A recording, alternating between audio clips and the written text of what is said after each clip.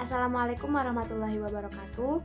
Perkenalkan, saya Siti Nurjana dari kelompok 2. Di video ini saya akan menjelaskan kembali tentang materi yang telah disampaikan oleh Ibu Indar Widowati dan juga Kak Zikri sebagai Presiden BEM 2021 dalam acara LDK atau Latihan Dasar Kepemimpinan Keluarga Besar Mahasiswa Prodi D3 Keperawatan Pekalongan.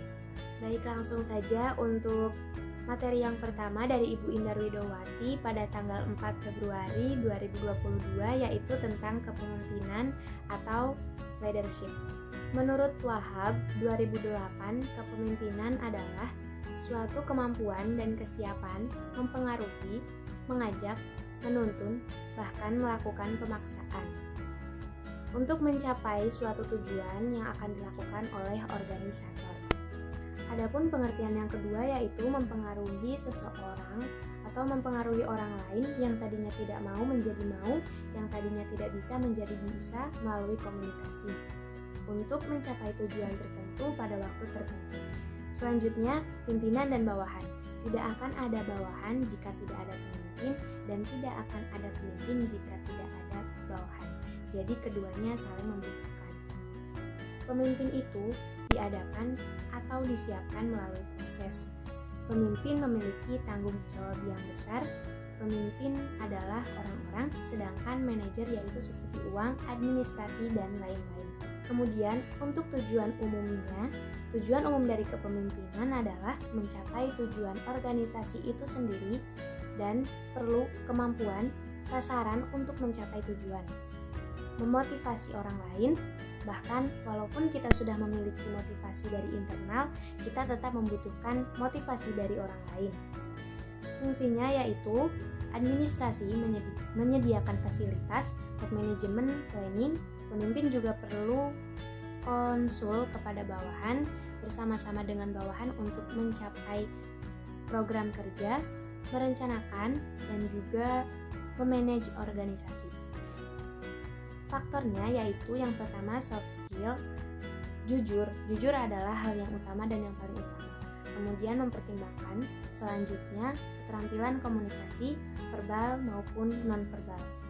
Menurut Kartono 1998, teori genetis, sosial, ekologi.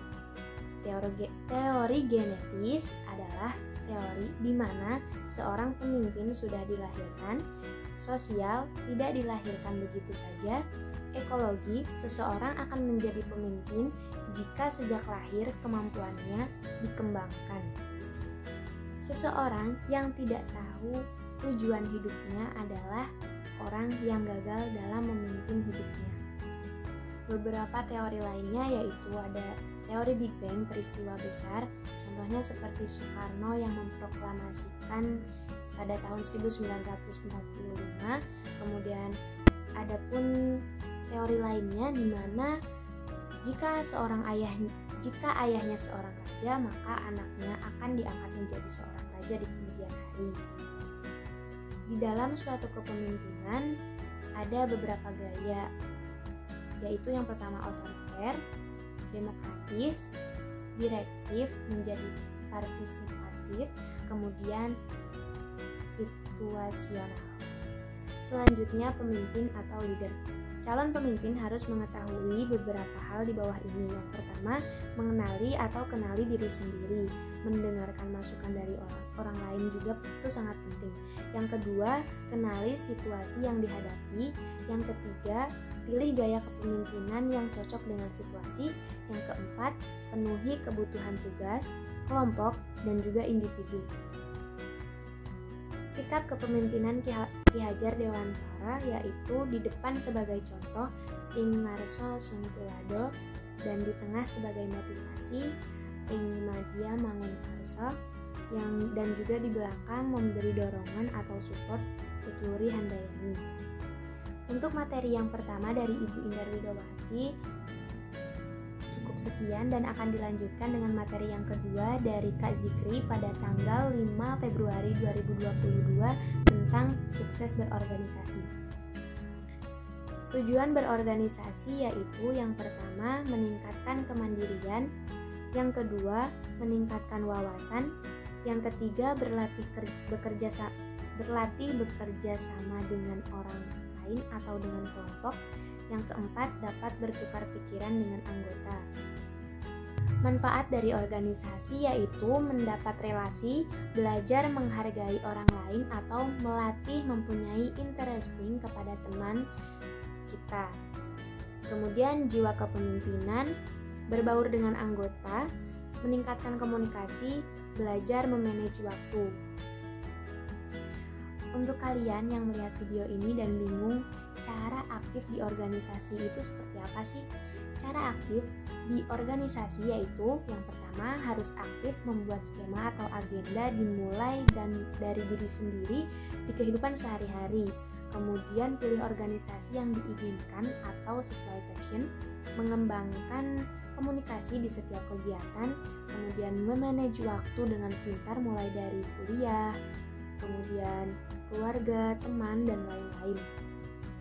Mengikuti kata hati. Nah, selanjutnya bagaimana sih cara membagi waktu antara kuliah dengan organisasi? Cara membagi waktu dengan kuliah yaitu yang pertama, buatlah skala prioritas. Yang kedua, kalau bisa skala prioritas tersebut tuh naik, jangan turun. Kemudian jangan menunda pekerjaan, disiplin waktu atau membuat deadline, kemudian membuat planning, jaga komunikasi dengan baik dengan teman kuliah, teman organisasi, ataupun sebaliknya. Kemudian membuat target capai. Kemudian tips and trick.